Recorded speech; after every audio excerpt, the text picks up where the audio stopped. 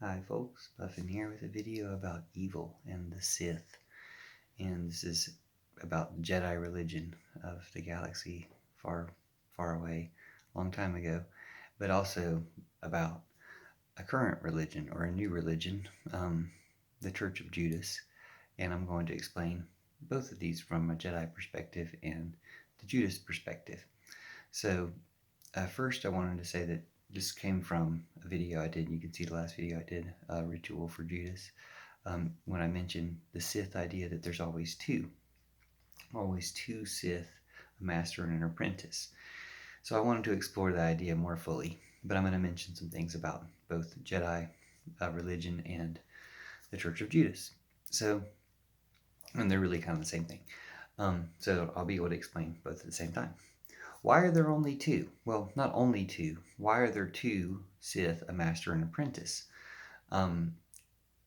There's always more. There's all these stormtroopers. There's all these minions. There's all these people who are, filling the Death Star and flying TIE fighters and shooting their laser guns badly, missing their shots.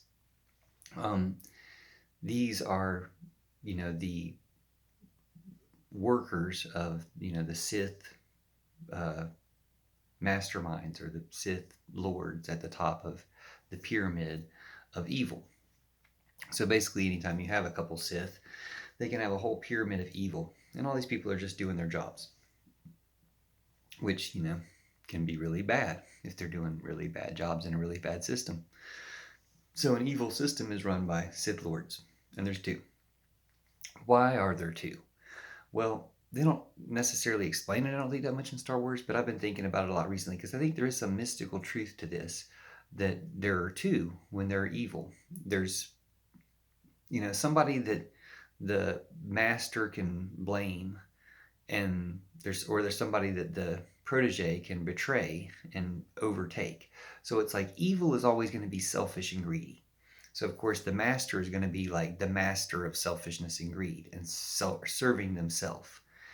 If they have an apprentice, that apprentice is of course serving them in a way, but they're also an apprentice to becoming the master of selfishness and greed. So they're very selfish and greedy themselves.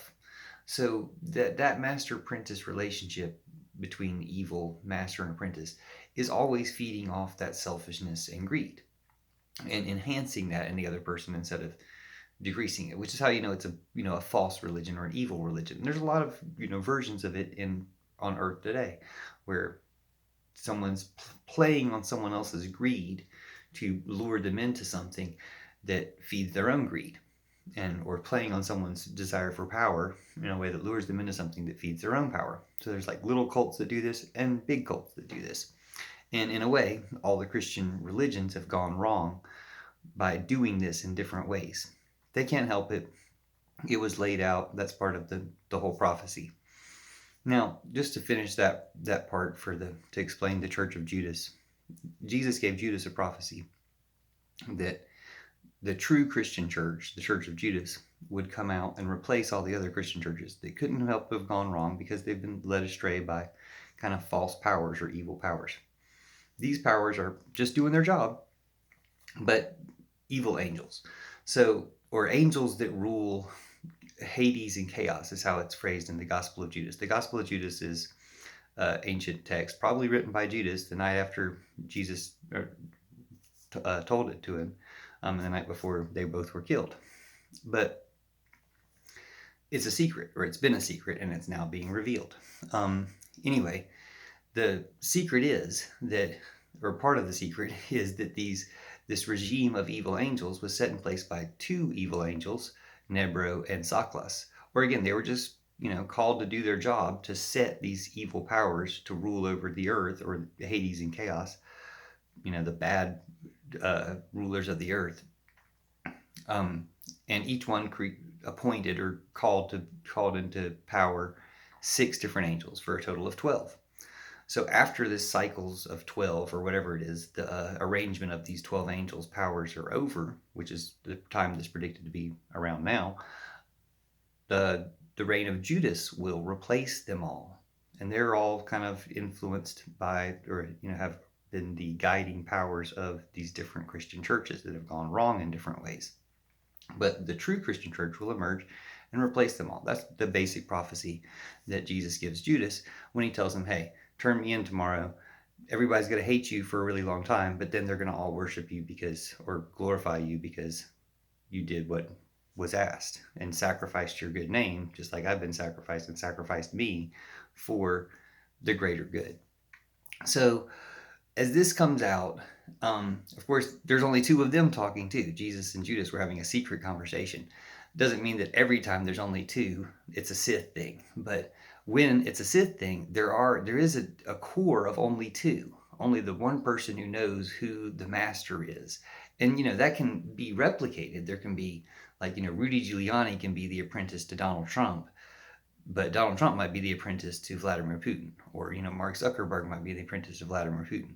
So it can happen in multiple cases in our world on Earth, but the very core of it is there is a master of evil, and that master's scapegoat or protege or whatever it is, the person who they're letting go out there and be the face of it. So that's how you can see the real obvious comparison between Putin and Trump. Putin might be the mastermind telling Trump what to do, but Trump is the face of it, taking the ultimate blame for it, which is why them spreading the Trump virus ends up being called the Trump virus, because he was the face of the one who was most responsible for spreading it, even though Putin may have been the secret mastermind, everybody can tell, behind all of Trump's actions. So that's how these things always work for the evil powers. And again, they're just doing their jobs. These angels were appointed, even Saklas and Nebro, the two main evil angels, were called to do this, and then they called 6 each to do their bidding. So it's like those are like the ranks of imperial commanders, moths and stuff, who are evil enough in their own right. Maybe some of them aspire to be Sith, but maybe the Sith seem to come from other places. But there's always another apprentice waiting in the wings. Even if there's only 2 at the top, there's another apprentice waiting in the wings. So that's that whole dynamic of there only being 2 at the core, but there being more. Now, what is significant about that? Why does it matter? Well, because they're going to betray each other. Like one's going to either betray the other one and supplant the other one, or the master's going to betray, allow the apprentice to be sacrificed. Who cares? Well, it's, we can see it playing out because it is the evil dynamic in our own politics. We can see Rudy Giuliani, for instance, getting cut off and nobody cares about him anymore. And he'll be thrown to the, sacrificed to either flip on the other ones, or, try to redeem himself or take the heat for it. But there's more heat coming for the rest of them, basically. So, the Empire doesn't win. Nobody cares when a Death Star full of Nazis dies. It's just, life is not on their side. That's why they're the Sith. That's why they're bad. That's why it's evil. So there is this duo nature to it, or dualism nature to it. And again, it's about one person trying to be above everybody and having somebody else who's also willing to be above everybody. And that dynamic can be replicated because all the stormtroopers are kind of in on it too, just like all the Trumpers are in on it and wishing they were like Trump and Putin or whatever. But we need to just cut it all out and just say, no, blow that up. That whole ideology needs to be destroyed and scattered to the universe into dust, space dust, because we just don't need that anymore. We don't need that type of thinking anymore. But again, the reason why it's significant that there's only 2 is because of that selfishness. Because, thinking about, it all has to feed, and, millions of people work towards those 2 people being on top or whatever it is. And millions of other people beneath them suffer for those 2 people to be on top. Or those, 2,000 people all in those little groups of 2. But again, we can disrupt the whole system. We can find the secret flaw. Like all of those analogies magically work. We can take down the Empire. So let's do it. Let's work together. Let's use our Jedi powers. And yeah, if you want to check out the Gospel of Judas, or the Gospel of Judas is online. If you want to check out the Church of Judas, I got different videos about that. And the Book of Judas I wrote to explain the Gospel of Judas. And the prequel to that, The Art of Betrayal I Got. But I hope you enjoy those as well. And thanks for talking about it.